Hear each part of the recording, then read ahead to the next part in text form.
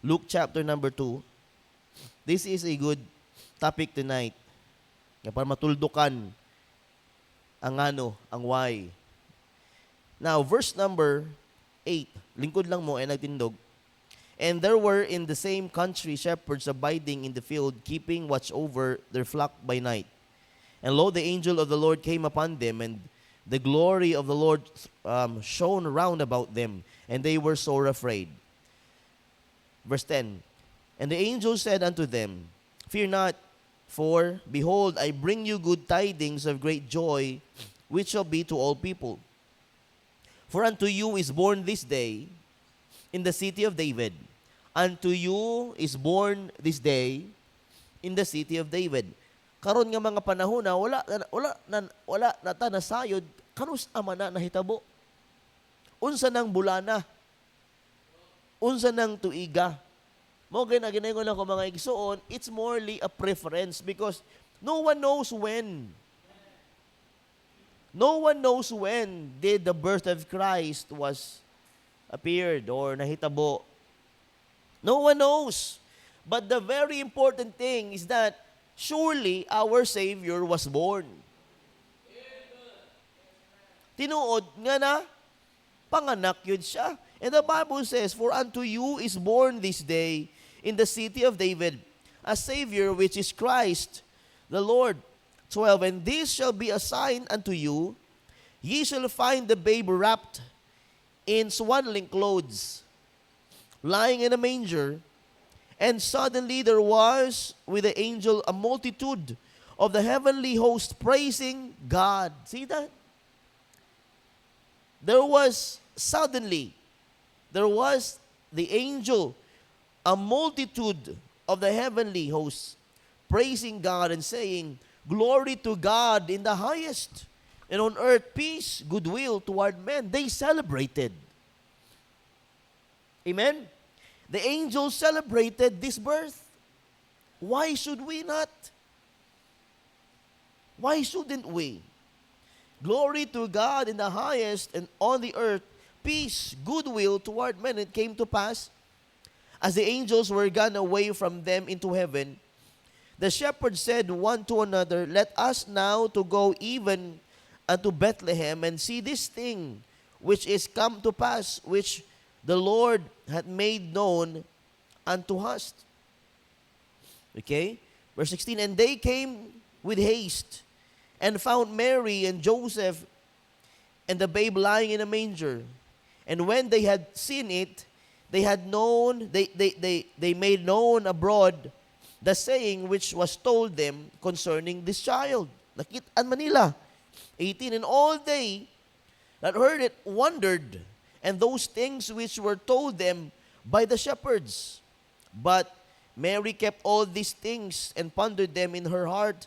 And the shepherds returned what? Glorifying and praising God for all the things that they had heard and seen as it was told unto them. See, the angels praising God and bringing glory to God. The shepherds, diba, praising and glorying God. This is a duha ka klase nga witnesses who same pareho sila nga kinsa ang ilahang gipraise and glorified. Amen? The angels sing. Many multitudes of angels singing glory unto the highest. And even these shepherds, when they were told, o giadto ginila ang giingon sa angels, and they found the babe wrapped in swaddling clothes with Mary and Joseph. And they made known abroad what unsang ilahang na kitan. And Mary giihalang gitago siya kasing-kasing that this shepherds surely praising and glorifying the Lord. See, they celebrated Christmas, the first Christmas. They celebrated it. Now, the thing that keep us na dili magkauyon is that the day. Ang usa ka butang maghimo sa matag tao nga dili pro og anti is that the day. Yes, pro ko sa magingon uyon ko sa mag-ingon nga dili man December 25, uy, Marso man, or January man, wala ako'y negaan na. Ako una, ang pinaka-importante, ang atong manluluwas na panganak. Dili na kinahanglan na nga away-awayon. Ngano nagkaselebrar ka na? Ngano na kay Christmas lights? Amen? Kung inumpot na ako ang uban nga, nganong may cross man ta? Why you are using the cross? Nga ginagamit makana sa uban.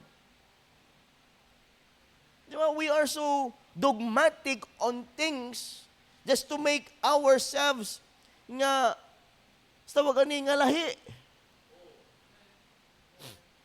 We are so dogmatic on things lagi lang para ingnon ka lang nga lahi ka, you are na kay mga stands, na kay mga paniniwala. But we should be, what's this? We should be united on the purpose why we are celebrating Christmas, because truly our Savior was born. Di na importante kung kanus ang adlaw na, kay nagbuhat naman ang kalibutan og usa ka adlaw og bulan kung kanus ama na siya. I-celebrate. Di ba we are celebrating the New Year?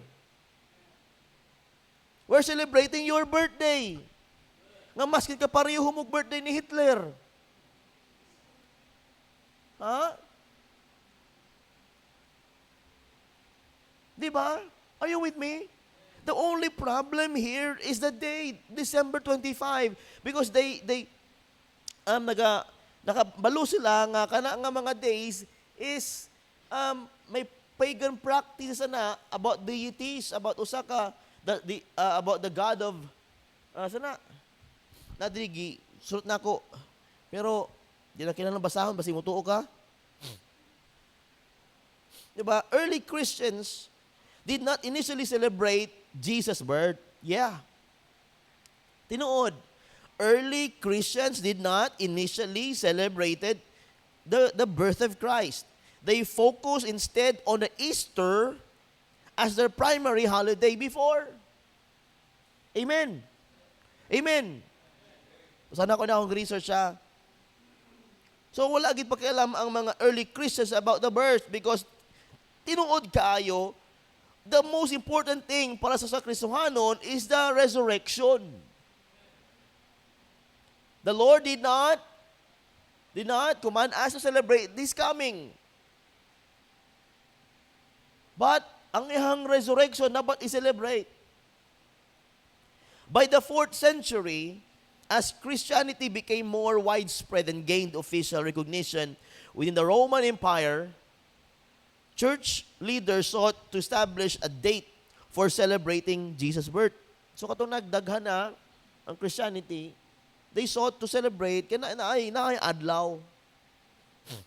December 25 was chosen by the Western Church, okay, centered in Rome, possibly to align with a Christianized pagan celebrations. Paminoon ni, this is good. Gihimo nila na ay Christmas is to cover the pagan practices. Nasa ni maayo gihimo? Possibly to align with and Christianize the pagan celebrations of the winter solstice, such as the deities Natalis Solis Invicti. This allowed the converts to continue celebrating during the same period, but with a focus on Christ instead in pagan deities. So may gihimo sila nga maayo before. What? We are celebrating the birth while the pagan are celebrating their own. Di ba? Christianity before, they try to cover or they covering this and that. But that dili pareho kaning Diyos nga atong ginaselebrahan og Diyos sa mga pagano. Dili sila pareho.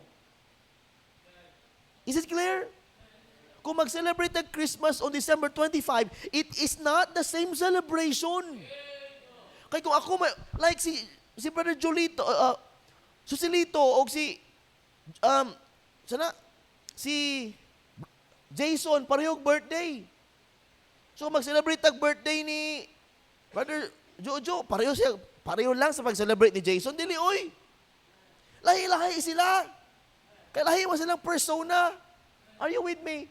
And even in Christmas, we are celebrating the birth of Christ and not the birth of any deity or the pagan practices.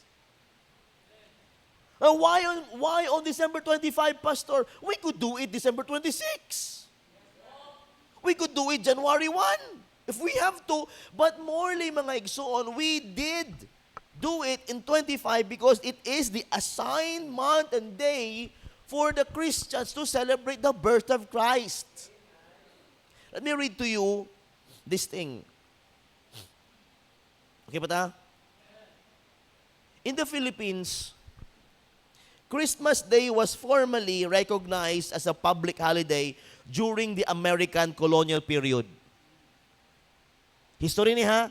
Mas matulog mo. The Administrative Code of 1917 officially declared December 25 a holiday. Oh, kana. Na oh? Administrative Code of 1917 gihimo sa Pinas nga declare ang December 25 as holiday. Successive laws and proclamations have continued to uphold December 25 as a regular public holiday in the Philippines, most recently reinforced under the Republic Act of 94-92 approved in 2007. So buti pa sabot gihimo nga balaod sa Pinas nga holiday ang December 25. Wa nay makapanas ana. Pwede gud mo na Pilipinas, dili mi ana kay dili mi Christian nation. Dili mi ana, pero gitugot why? Because of this, because of the Spaniards who came here nga nagbit-bit ang Roman Catholicism. Because our nation is truly a Roman Catholic nga nation. Before, grabe ka close, right? But praise the Lord, we are open. Pero dili na kinahanglan na nga i-change. Because it was indeed declared as a public holiday. Are you with me? So, ana December 25, even, this is the, paminaw, dili lang Philippines, all over the world. Mo ito pagpatak sa 25 gabi, pag alas 12, dungan tanan pabuto. Why? Because it was declared a public holiday. Nya kung kita maingon ta nga di ta magkano ana kay ano ta lahi ta. Awa usi ka lain na nato sa Jehovah's Witnesses. Unsay kalahian nato sa Jehovah's Witnesses? They were what? Di ba? Ilahang ginadili ang magtukang Kristo. O sige, kalahian nato sa uban. This is a thing that we can celebrate because surely a Savior was born and Jesus is a Son of God. But Christmas is not like parties or this and that and gift. Christmas is not all about that. It's all about the celebration of the birth of the Lord Jesus Christ. Ang Pasko para sa Ginoo. Ang pagdumdum nga sa may-ari, mi-adto. Namatay gilubong na banhaw para kanato. Kay kung walay ni adto, wala may Christmas. It's not on the day. It's not all about the pagan practices. It's all about the praises and glory of the Lord Jesus Christ. Di na ito naawayan, di na ito naunsaon, wala, di magsimba, din ha, kaya naamoy, ingani, this and that. Hey, that's a preference. That's only a preference. Di lang ta halimbawa, di lang ta pwede maghigugmaay, di lang ta kinahanglan mag-amiguhay, kaya na ako'y amigo nga dili mo gusto. Tinood ba? At di na kay friend, kay mong friend, di na o gusto. What kind of a mindset is that? We are here celebrating, we're not celebrating December 25. nakaset na ang December 25 for us all together to what? Bring glory to the Lord and to celebrate His coming. Are you with me? Galit ka ba, pastor? Hindi. Merry Christmas na walang Christmas. Many countries have adopted December 25 as a legal public holiday. But the method varies depending on the country's government and legal system. In some predominantly Christian nations, Christmas is enshrined in their official calendars, especially to ours, and labor codes. Kung magtrabaho gani ka sa December 25, di ba, double pay? Naaman sa balaod. I work in a big hotel sa una, ako joy mo duty. Pahala mo, ako duty. Kay double pay plus allowance plus regalo. Asa pa kana. Kana man lang mag-spend ko og 24 sa gabi dito sa akong gitrabahuan para paggawas na ako, ay can celebrate, why? Na ako'y dugang sweldo. Amen. Unsa pabuto pa na diha kung na ako sweldo. Amen. Kay ugma pa man ako nga mahag si mama, hag si papa, Merry Christmas, Merry Christmas. Amen. Sa una ako gina New Year og for how many years? In summary, the recognition of December 25 as Christmas is primarily rooted in Christian tradition. But its observance as a public holiday is formalized by the laws of individual nations. So, buti pasabot, ang December 25, balaod. Do you agree? Siyempre, nanagoy mga Administrative Code, 1917. Di niya, sa Republic of the Philippines, Act number 9492, approved in 2007. Di ka musunod, ana. Hello? Di ka musunod, ana. Ano ha? Open your Bibles. Buta sa screen. 1 Peter 2:13. 1 Peter 2:13. Kung nahimo ang December 25 og balaod, let's read this. 1 Peter 2:13. Submit yourselves to every ordinance of man for the Lord's sake. Di na ka mag-helmet. Dakpon ka. Amen? Is it clear? Whether it be to the king as supreme, sunod, or unto governors as unto them that are sent by him for the punishment of evildoers, and for the praise of them that do well. Paminaw ni, nakasala ba ta kung mag-celebrate ng Christmas?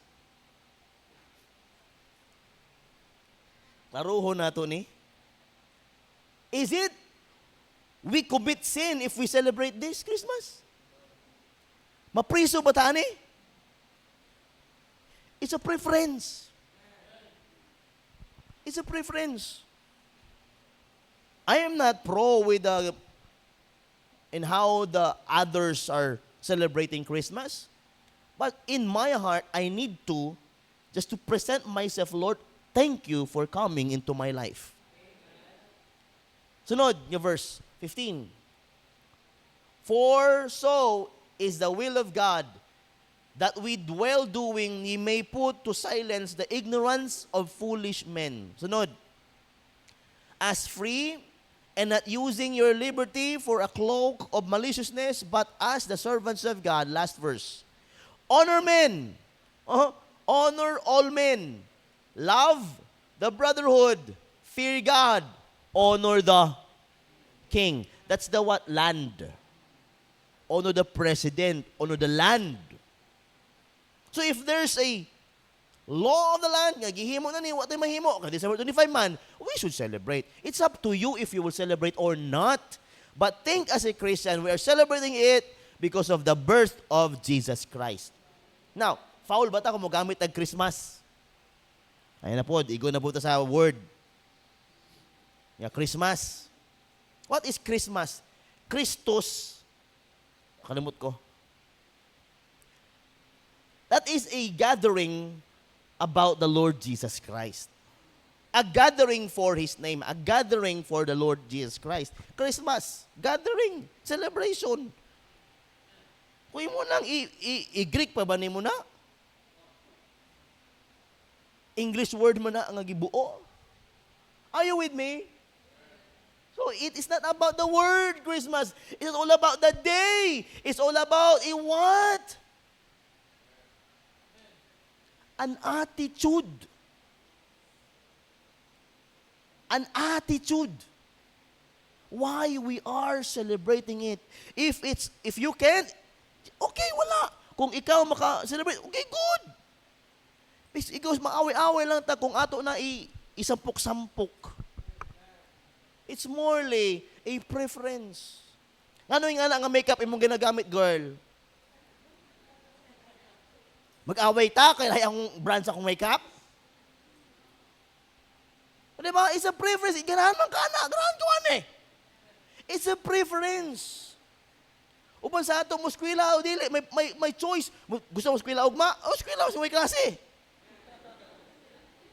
It's a choice, it's a preference. Buot kang, maskwila ko. Para may baon. It's a preference. I am celebrating Christmas because it is my choice to show my faith and let the whole world know that I am the Lord's. Dako sa ako nga bahagi ang mag-Christmas. Amen. Amen. Klaro ba? It's not all about the lights or anything. Pwede na tanggalon. Amen? Pero ato lang gina-adapt. Why? Nindot man. Amen? Hindi na lang gid ka mag-ano, kay gusto nula, di ka gusto mga Christmas lights.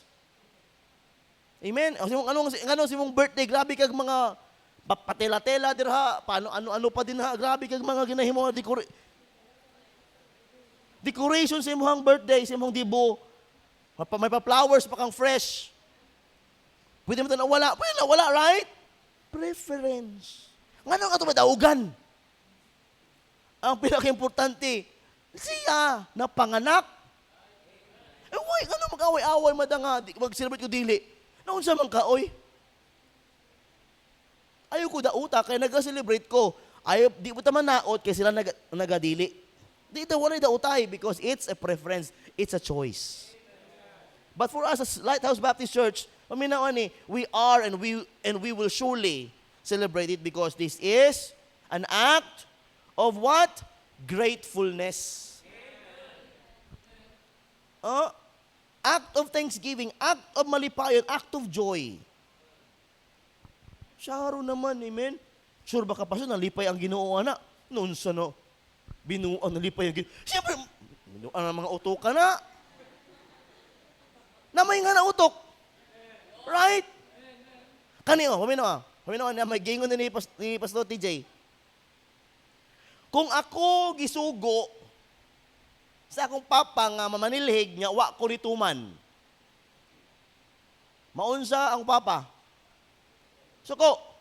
Pero naay usa nga wala gisugo sa ang naghimo sa sugo. Nalipay ba akong papa? Nalipay. Asa may maayo? Ikaw gisugo nga wa ni tuman? O tong wala isugo kay nagtuman? Labaw ta nga panalanginan. Kay ato gyud ginaselebrar nga wala ta giingnan sa Ginoo nga selebrar. It is for the glory of His Son. Nagsayo-sayo mo ta diri ana-ana para we are not bringing anything to bring any bad things or bad influence or about anything. Pag gabi, panihapon gabi, tulog dayon. Amen, nag-inom-inom makagabi. Wala man pod. Amen? Amen? Why we're celebrating it? Number one. Last na ni. Celebrate. Clear ba sa mga church? We are celebrating this because we love the Lord. It's a preference. It's a choice. Dito wala tayo mag-away-away tani, ngani mga bagay-bagay. Ngani, uy! Di ta kaawayon kay wala ka nag-celebrate. Ay, pag-awaya. Kay choice na ako ni, pareho ta luwas. Amen? Ay, attend kung Thanksgiving eh. Ay, dawat. Og bonus. Ay, dawat og regalo. Ay, dawat 13 month. Ay, dawat. Kay ginahimo na para man sa Pasko. Amen? Huwag kang tumanggap ng bonus o offering galing sa membro. Amen? Lain na po ni nga na. Amen? Di ko mo dawat o... Siyempre, wala ko gato, pero mo dawat ka. Grabe po na eh. Amen? Wala ko pangaway. Kalapit ako, ano lang, istorya ba nga? Pangita po doy. Wala ka na-greet o happy birthday niya. Gusto kang regalo? Itong memes ganyan, ba't na? Sa bayot sa Facebook, sa release mo siguro to? Naabayan ako ba? Yan dito nga, ano, gigiman ka pa ngayon, Gcash? Hindi ba yung birthday? Sukuan lagi niya. Di ba? O nga lang, mga ayaw mo, di ba ito birthday? Birthday ni Jesus Christ. Iyan na po tang Gcash. Basta nakatawa po sa inyo. Nakakita mo ito? Ito nyo ito? Di ba? Celebrate Christmas. Why? Why we should celebrate? Number one, because of the angel's proclamation. Why we need to celebrate? Number one, because of the angel's proclamation. Now, in Luke 2, verse number 9, the angel's appearance and the glory of the Lord that made them afraid. The angel's great news of the Savior's birth in verse number 10 and 11. Nga no mag-celebrate ta? Because of the angel's proclamation. Nagproklama sila nga ipanganak ang anak sa Diyos. The angel's sign about the babe's condition in verse number 12. The angel's celebration and worship in verse 13 and 14. Oh, they celebrate. Diba? And suddenly there was with the angel a multitude, sabi ko na Bible, of the heavenly host praising God and saying, 14, huy, tulog. Glory to God in the highest, and on earth peace and goodwill toward men. They have a proclamation. The angels proclaim the birth of Christ, why we need to celebrate. Ikaduha, because of the shepherd's confirmation. Dili lang ang proclamation sa mga angels, but also the confirmation of the shepherds. Giingnan sila sa mga anghel ngay panganak ang Ginoo. Ingon sa mga shepherds, let's atong atuon kung unsa ning butanga ginaingon sa mga anghel. Na-confirm nila, they went to prove verse number 15. And it came to pass as the angels were gone away from them to heaven, then the shepherds said unto one another, let us now go even unto Bethlehem and see this thing which is come to pass, which the Lord hath made known unto us. They came and found, verse number 16. They found and they came with haste and found Mary and Joseph and the babe lying in a manger. They have seen and told abroad. Ilahanggi marites. Sorry ma'am. Asa si ma'am mula? Di ba? Ilahanggi ingon sa lawak ng mga tao. Nga mooni ilang nakitaan.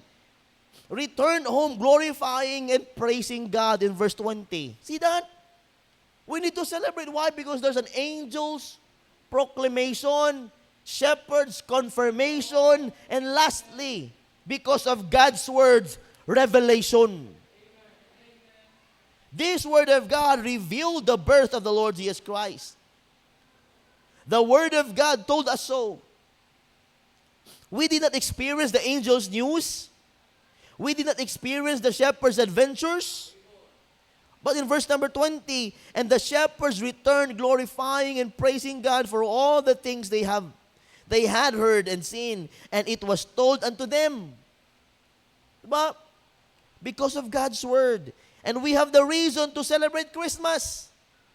That we are thankful and grateful and blessed that we knew our Lord even not experiencing the experiences of the shepherds, or the proclamation of the angels, but we as Christians found that attitude of celebrating because of God's Word. Nag-celebrate ta karon because of this Word. His Word. Amen? She shall bring forth a son, and thou shalt call his name Jesus, for he shall save his people from their sins. And that verse, what needs to be celebrated? The coming of the Lord. Balik ko na ko, we are not here, we're not celebrating it because of how the world is celebrating it, but we are celebrating this because of the angel's proclamation, the shepherd's confirmation, and because of God's word revelation. Muna mga rason nga nung nag-celebrate ang Christmas. I've been reading my Bible since the day I got saved. But there was never even one verse that is telling me, do not celebrate Christmas. Never celebrate the birth. No, I do not. Ang Bible wala nag-push to celebrate it. But as a Christian, it should be the biggest thing for us. He came for us. Christmas is not just all about fun or gifts, parties and celebrations, but also by the most important thing to do this is giving of thanks to God and for giving His Son to us, and that should be our reason why we celebrate Christmas. Last verse na akong anon sa inyo ha. Kanibitahong chapter 2 verse 12. Chapter 2 verse 12, please. Luke 2:12. Are you with me? Human ako. And this shall be a sign unto you. Ye shall find the babe wrapped in a swaddling clothes, lying in a manger. Gingon sa anghel sa mga shepherds. In verse 14, tanawa. Glory to God in the highest, and on earth peace, goodwill toward men. Mo nang sugo sa mga anghel sa ilaha. O gipakita sa anghel sa ilaha. Verse number 20. Tanawa. And the shepherds returned glorifying what? Glorifying and praising God. Kanang glorifying and praising God, mao man naghihimo sa mga anghel. Are you with me? Mao naghihimo sa mga anghel, praising and glorifying God. We as Christians, mao mo na atong ginahimo. Praising and glorifying God. Mao na atong Christmas. Praising and glorifying God. What's wrong about it? Kung atong motive bilang Kristohanon is praising, glorifying God every December 25, what's wrong about it? If you cannot find what's wrong about it, I can say what's good about it. Because you cannot find what's wrong about this. Praising, glorifying God. What's wrong about that? You can find any. But what if I tell you what about the good in it? What's good in it? Lot. That's why I am celebrating Christmas. Amen. Nakasabot ka na anong nag-celebrate ng Christmas? Don't listen to those people who says no, there's no Christmas. Yes, for them there's no Christmas. Don't use the word to attack us. Don't use the day to attack us why we celebrate. Because you do not know our motive in celebrating Christmas. We celebrate it to praise and bring glory to God because of His birth. We're celebrating the birth, not the day and not the word.